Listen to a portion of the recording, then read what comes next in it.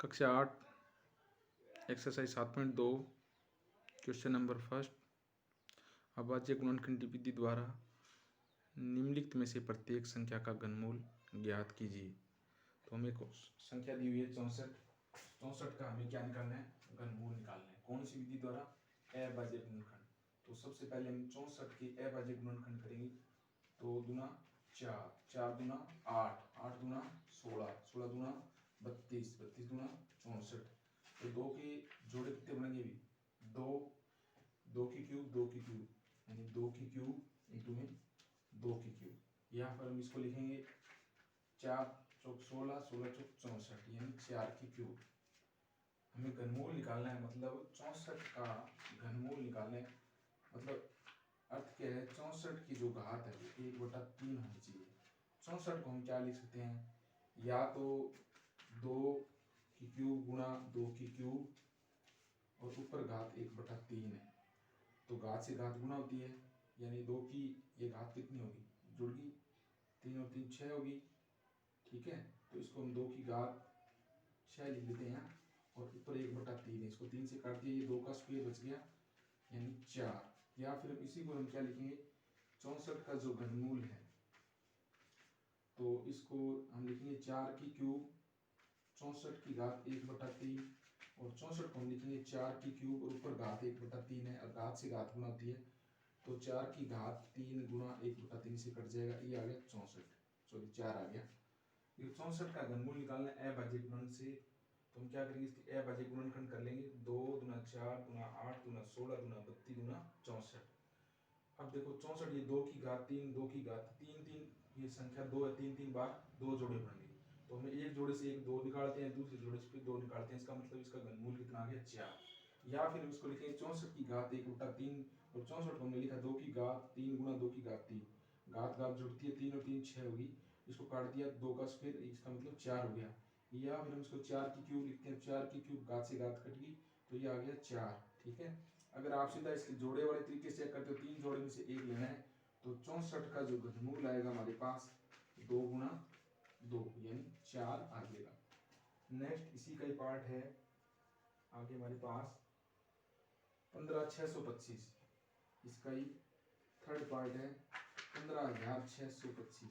अब मैं इसको 5 से गुणा कर लेता हूँ, तो 5 से हो जाएगा 5 गुणा 5, 5 5 25, 25 5 125। इसको फिर 5 से गुणा करेंगे 625, 625 को 5 से गुणा किया 3,125 और 3,125 को 5 से गुणा कर देते हैं तो ये हो जाएगा 15,625। ये 5 के हमारे पास कितने जोड़े आ गए? 3 वाले 2 जोड़े आ गए।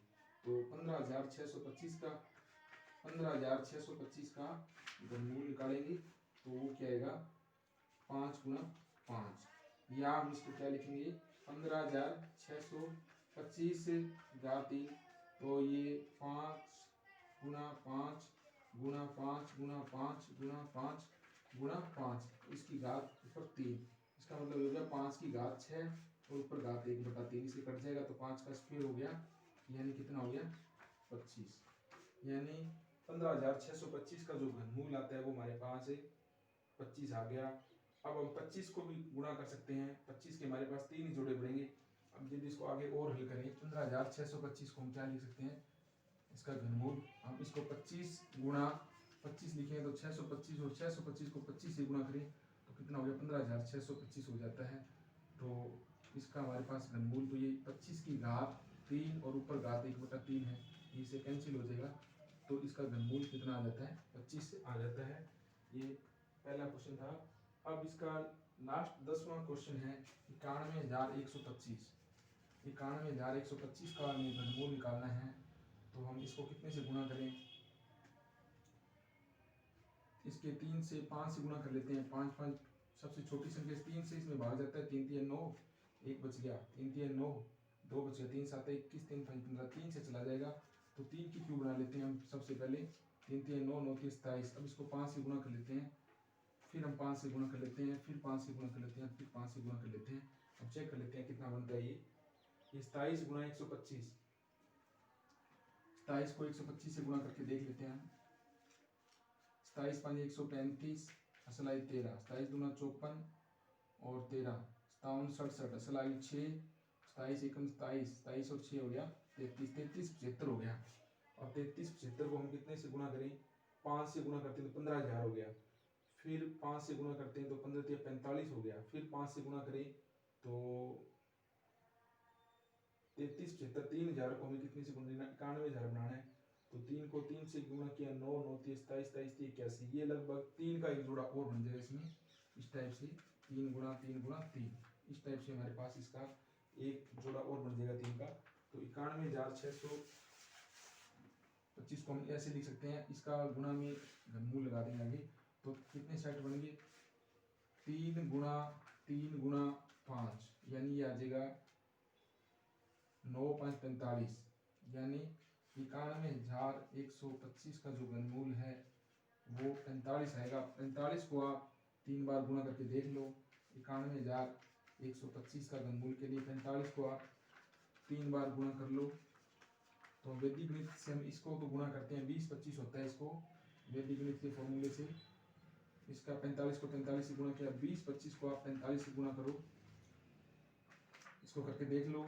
45 5 कितना हो गया 225, असल आई 22, 45 दूना 90 90 और 22 112, असल आई 11, ये आ गया यहाँ 1, 45 दूना 90 और 1 91, ये आ रहा है, सही आ रहा है बिल्कुल।